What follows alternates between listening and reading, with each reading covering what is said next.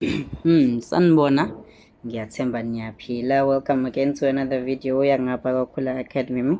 So in the previous video, we were doing a parabola, yabo. We did all types of sketching. After lapho sasenza how to determine the equation. Now we are going to do hyperbola with sketching. Okay, hyperbola, iparabola that was the only equation bizoba yinde kangakana. Lawa manye it's quite very simple. Just adding my pages ethu. So we will start here with hyperbola. So iziphi izinto ezisignificant emele uyikhumbule. Video yokuqala was the introductory video. So hyperbola takes the form y equals a all over x minus p plus q. And yet, then I told you ukuthini lo nalo bayini ma asymptotes. Asymptote ulayini igraph engasoze yawuthinta. And then A talks about the shape graph yethu. So bualana, what do I mean by it? It talks about the shape of a graph yethu. If we have a positive value ka A, should the graph yakho sits at the first and third quadrant. Just better. And then if it's in a negative value ka A, should the graph yakho sits in the second and in the fourth quadrant. If you understand the look, also ready for sketching. Let's say we have an example. We'll say y equals 2 all over x minus 5 plus 1. Intiyabo. Lonto le ingitshilana. La siyoqala nje fanele ngibheke shape. Sine positive value la ngithi shuthi graph yakho izoba njani? Fanele ibe nje. Tesibili x intercept. Noma nje vele ngihlanganise ko2 ngithi fanele uthole ini intercepts. Steps esithathu will be asymptotes. Then you can sketch. So asenzeni steps sokuqala. So bhala in purple. We've got the shape. Steps sesibili intercept. You now usuyazi vele now for x-intercept you let y equal to 0. So shooting no 0 equals to 2 all over x minus 5 plus 1. La now ususebenzisa imath yakho. Ma umtranspose lo misa ngale so no minus 1 equals 2 all over x minus 5. Low all over 1 angithi, so we can cross multiply. Ngiba no minus 1 times x minus 5 equals 2 times 1. Ngiyabo. Then ngizosala nobani? Ngizosala no minus x plus 5. Distribute lo equals to 2. And then minus x will equal to 2 minus 5. Minus x will equal to minus 3. Divide to negative 1, divide to negative 1. Why divide to negative 1? It's because ngifuna ukukeep phela mina answer yami question bingasho ukuthi ngithole negative x, ngifuna x. So ngizothola x wami 3. Okay, in le x intercept. Ngala so wenze y intercept. So for y intercept you let x equal to 0. Should y wakho uzoba 2 all over 0 minus 5 plus 1. Lento le mungayifaka icalculator yakho izokhiphela ba. And if I know to take 5 all over 5 minus 2 all over 5 izokhiphela 5 minus 2 is 3. Finally khiphela 3 over 5 kwicalculator yakho. So let me just confirm. What we have la is 1 minus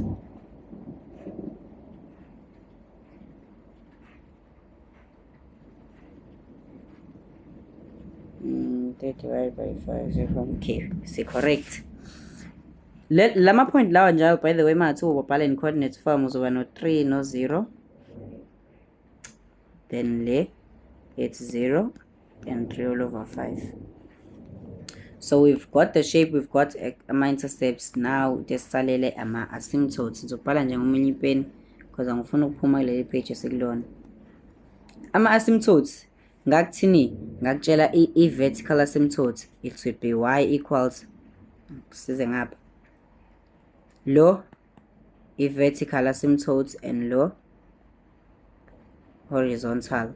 So lo i-vertical angithi shoot it y equals 1 ngiyabo. Then le asymptote le horizontal it would be x equals 5. Siyayishintsha isign buka la angithi la sibe sino negative la nayo kwi-equation yakho kuzoba u-positive. Ama-sign ayashintshanisana. Okay, then we have ama-asymptotes. Now we can sketch the graph. So ngizoyisketcha nje kuleli page ngala.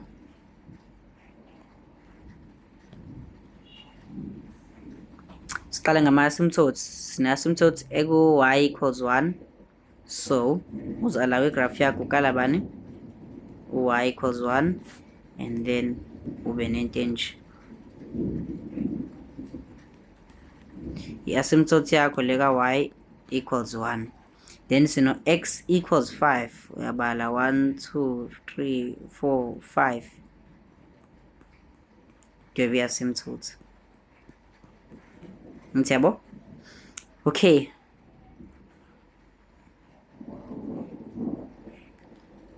Iyaqhubeka la ngeke ngiqhubeze yabo. Buka ayithi ngiyazi igraph yami vele izohlala la nala. Ngiyabo? So sengosketchela ama-asymptotes sengasketcha igraph yami. La vele I'm not going to have any intercepts njengoba ubona nje. La kodwa ngizoba ne-x ne-y intercept. So ngithola ukuthi x intercept yami it was 3 and 0. Y is 0. X is 3. Shuthi la. I-y intercept.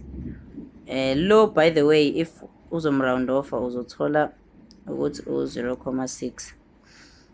So it's 0 and 0.6. So x is 0, y is 0.6 approximately here. So I just join the dots.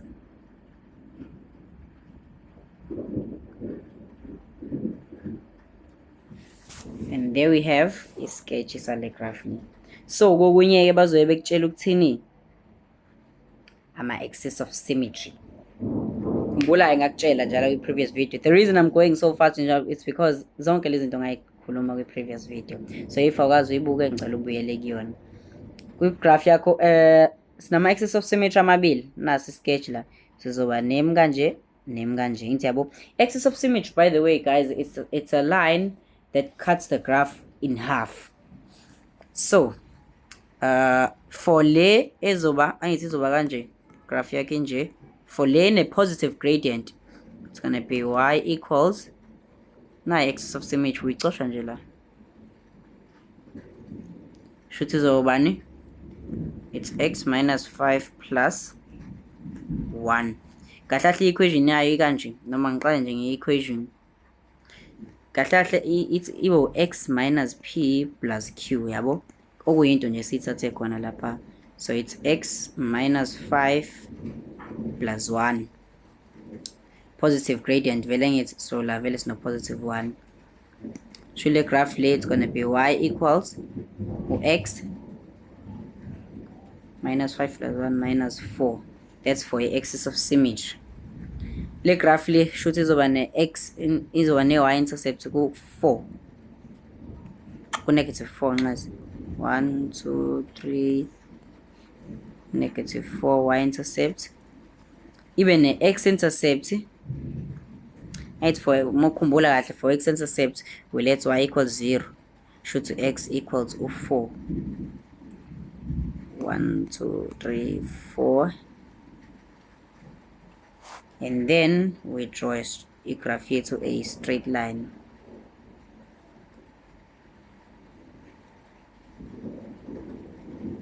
Idlule la.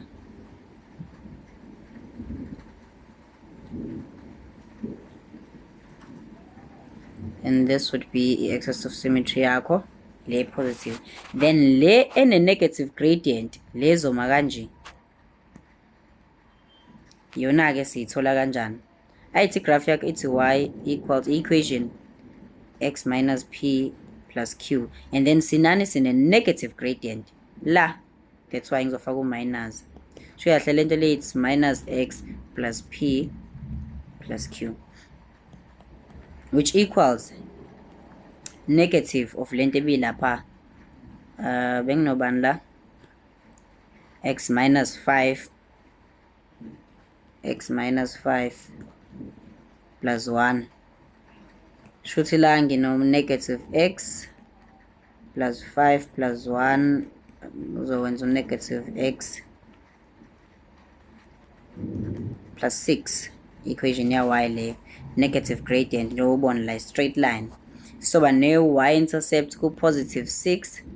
This was 1 2 3 4 5 6.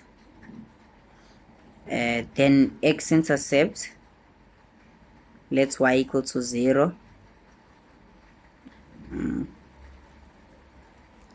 Go 6. It's x equals 6. That's 1 2 3 4.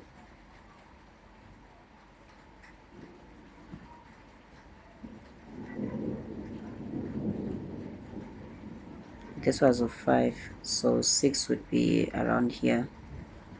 And then I join the dots.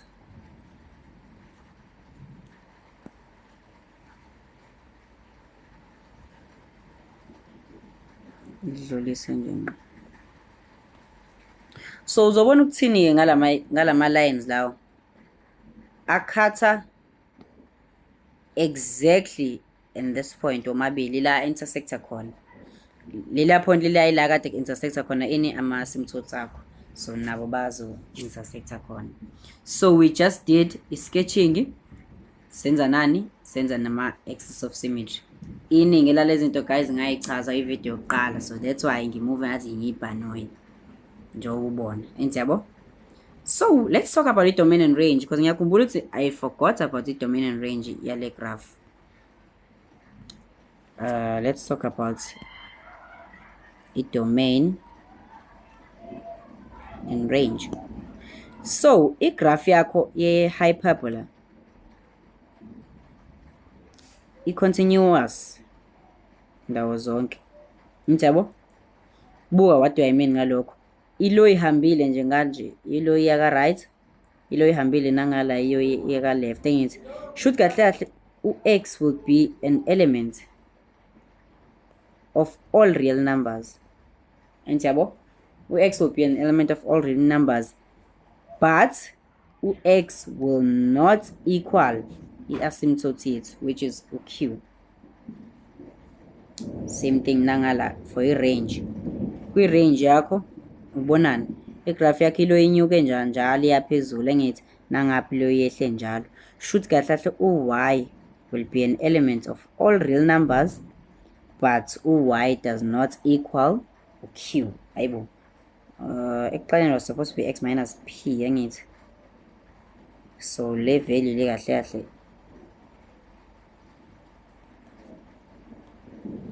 sen supposed to be p. So ngiyathemba ukuthi ngiyayibona lento engishoyo. So mangizoza la ngithi ngifuna ukwazi i-domain and range yale graph.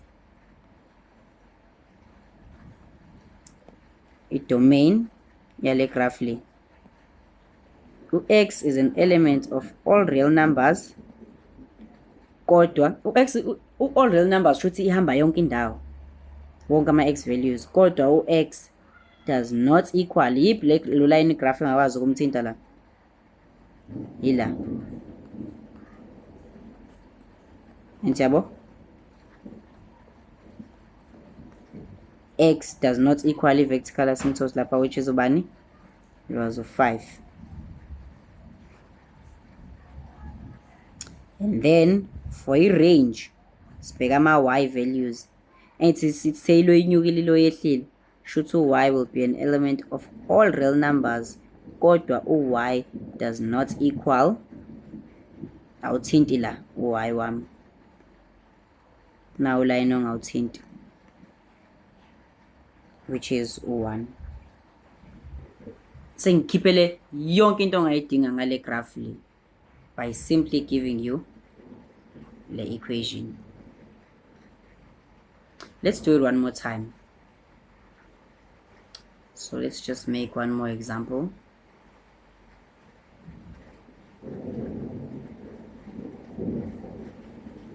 Okay, so you're gonna be given y equals minus 1 all over x plus 1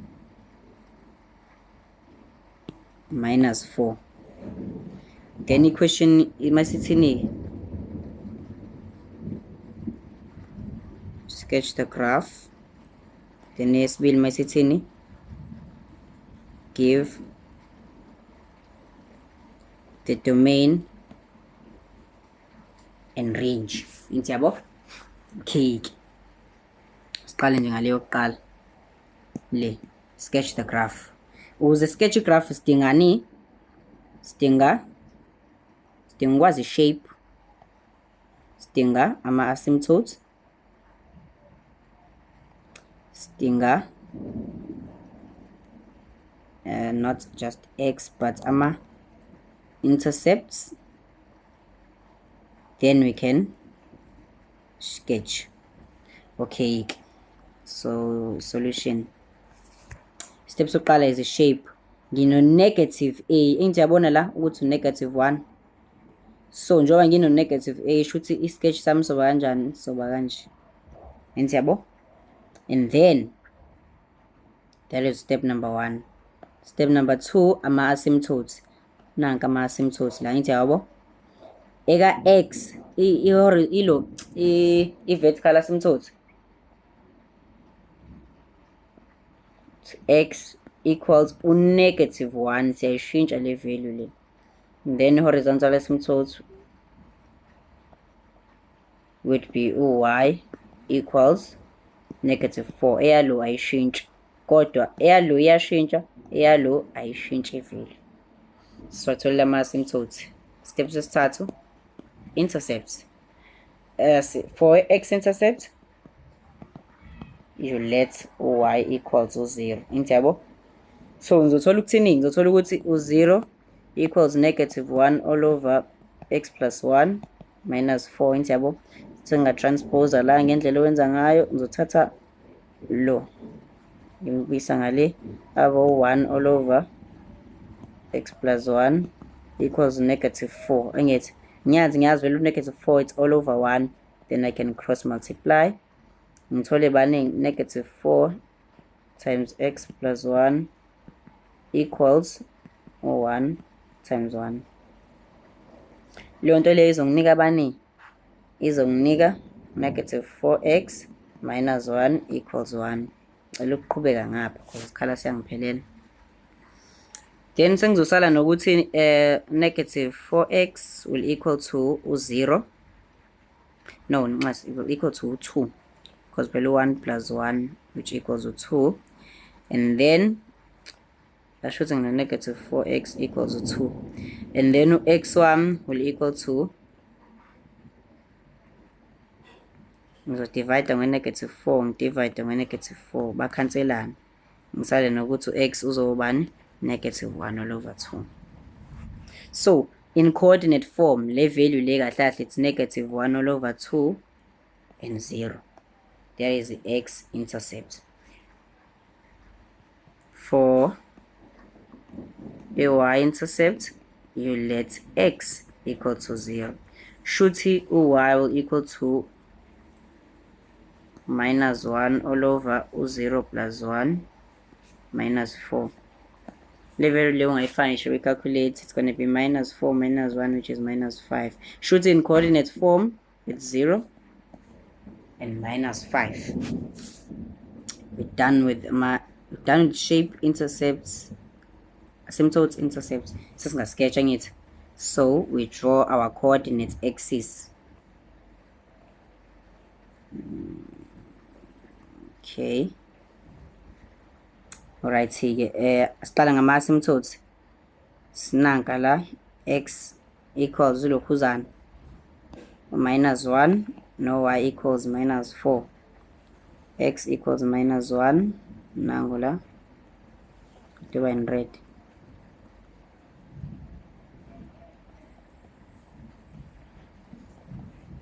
Then y equals -4. 1 2 3 4. When we do biqonde phela because wenza nge-rule. Okay, and then this is -4. What else will we have? Sengiqedile ama-asymptotes, senzodo ama-intercepts. So ngine-intercept la at -1/2, -0.5 lo ngimconvert calculate -0.5. So ngiza la -0.5. Ngine-y-intercept ku-0 and -5. Y wakho -5 should be here because it's 1 2 3 4 5. So ngiyazi ukuthi mina i-shape yegraph yami a was negative kumele ime kanje ngithi yabo izoyenza isense igraph yethu.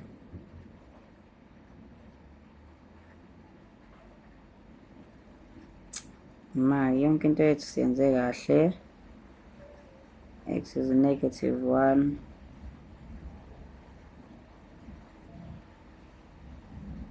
I think that's about it, ne? Yeah, yonke into siyibhale kahle because ama-asymptotes ethu it's x equals -1 and then y equals -4. Y-intercepts, check-in ukuthi ngithenze kahle, 0 equals lo, transpose, cross multiply.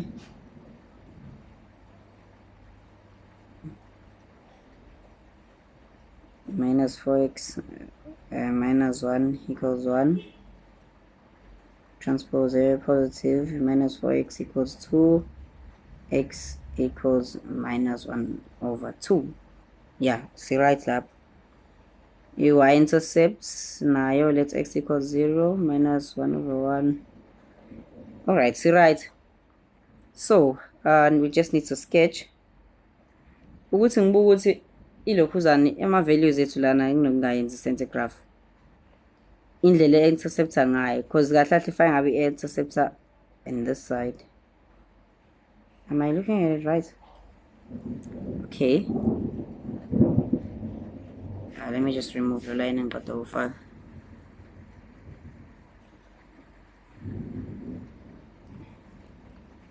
Let me just remove this.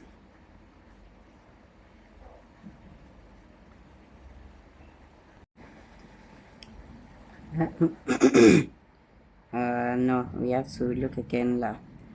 What did we do wrong, guys? Because okay, it makes sense la.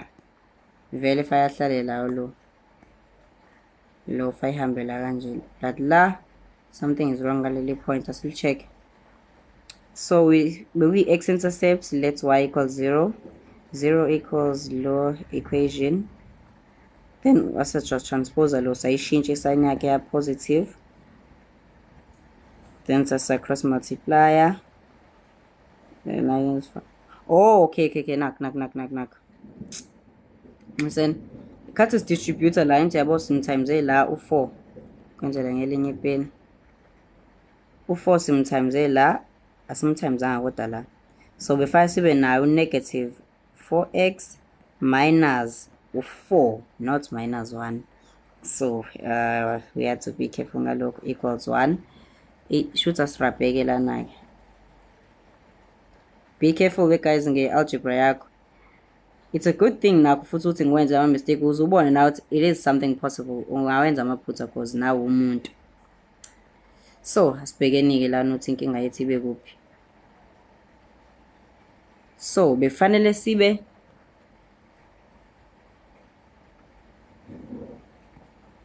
it was -4x minus 4 equals 1.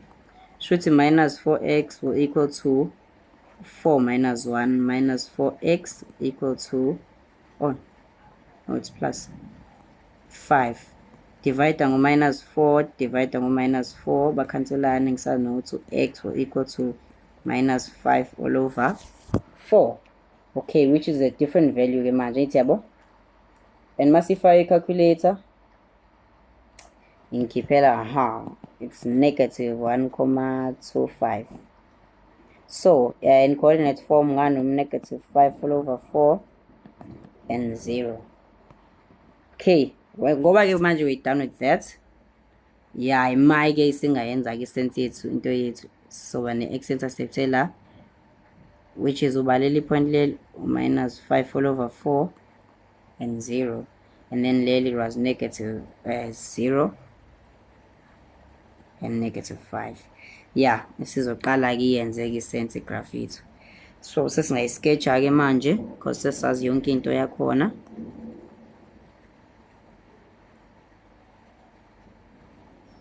Don't ever igraph yakho ithinte i-asymptote.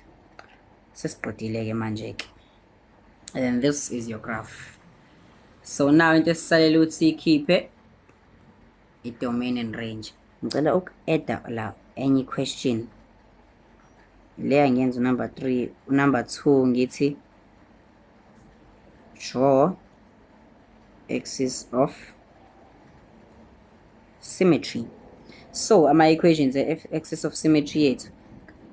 For le ene positive gradient neyokuqala ethi y equals x minus p plus q. Ngithi yabo uyitapaphi njalo nansi la. Ngiyimaka ngeleza khona izosuka. Ilana nje axis of symmetry yakho.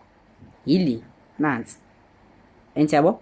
So manje sizoyisho ke shothi kahle kahle it's y equals, sengibhala ngeleza. Kahle kahle it's y equals x plus 1 minus 4. X plus 1 minus 4. Ngithi yabo. Shothi kahle kahle it's y equals x. Ngiyibhala ngalapha ngizokwazi ukubona kahle. Y equals x plus 1 minus 4. And then lonto le izongikhiphela x plus 1 minus 4 okwenza x minus 3. Ngithi yabo y wami loyo. Shuthi x intercept yakhe, let me just remove these lines. Shuthi i-x intercept yakhe yoba ngayithola nje let y equals 0 nani. X intercept will be negative positive 3. 1 2 3 izoba la. Y intercept let's y equals 0 positive foot 9. Let y equals 0 x intercept, yeah, positive. Y intercept ahlahle yona befayile negatives 3. Ngiseni yenza iphutha lana nje. Kumele kubani? So y equals negative 3. So for a y intercept, it will be a y equals negative 3, 1 2 3, which is here. And then for x intercept, due to y equals 0, so x equals positive 3. Oh, be right. I'm saying be right. Okay, so sengiyawudweba ke manje uline wami we-axis of symmetry and uzohamba kanje.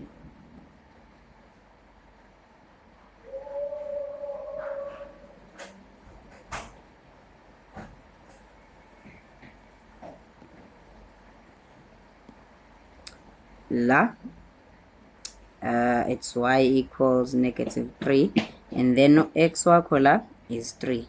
So this will be your axis of symmetry. And then the other axis of symmetry is when we have a negative gradient. Ayithi yabo equation yakho ngabe ngifaka in brackets with x plus 1 minus 4. Kodwa manje sesine negative gradient. Ayithi yabo. So now we will say x equals negative x. Siyamdistribute to minus 1. So negative x minus 1 minus 4. Then y will equal to minus x minus 5. And then your x-intercept, we let y equals 0. It will be negative 5. which was just this point here, and then your y-intercept, you let x equals 0, which is going to be -5 foots. So this was -1, -2, -3, -4, -5 foot, approximately here. And then sengiyawajoyina-ke lama graph.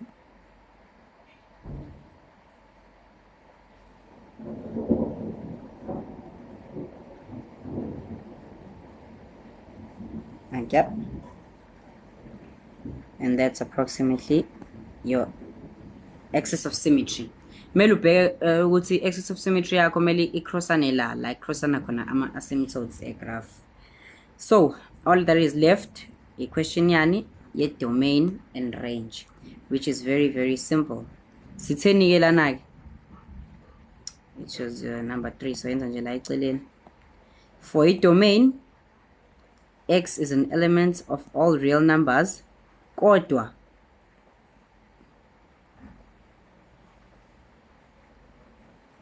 x must not equal la i-asymptote edlula khona mubuka ngo-x. Mubuka nje ngo-x angithi o-x bahamba kanje awu naleli point engamele edlule kuyona, shuthi lelo point lo x -1. This is in a domain. I-range focuses on your y values.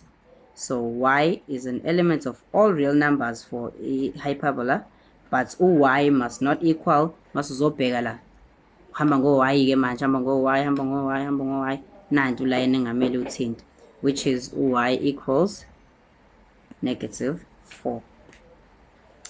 And that is all you're going to need for a domain and range. As you see, domain focuses on your x values and a range focuses on your y values. So that will be all for today. Ngiyathemba ukuthi nikwazile ukufunda into ezibalekile esikhulume ngazo namhlanje on how to sketch a hyperbola, finding a domain and range, nokuthola i-equation ama-axis of symmetry uphinde sketch. Ama-axis of symmetry, guys, is just straight line graphs kodwa usuwadweba kwi-hyperbola. So that will be all. Thank you for watching. Please stay tuned. Sizoqhubeka senza amanye amavideo afana nalawa. Elandelayo will be on how to get the equation ye hyperbola. So thank you.